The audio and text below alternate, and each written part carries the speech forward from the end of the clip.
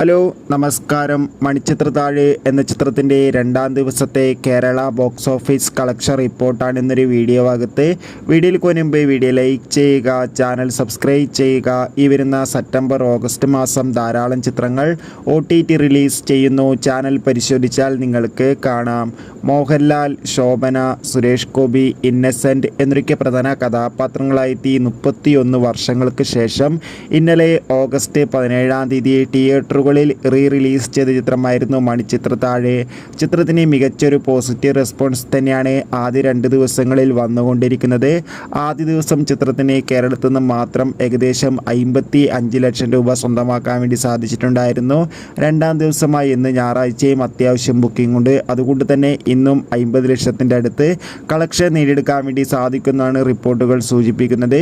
എന്തായാലും മണിച്ചിത്രത്താഴ് എന്ന ചിത്രത്തിൻ്റെ കൂടുതൽ കളക്ഷൻ റിപ്പോർട്ടിനായി നമുക്ക് കാത്തിരിക്കാം. ചിത്രം കണ്ടവരുടെ അഭിപ്രായം കമൻറ്റ് ചെയ്യുക.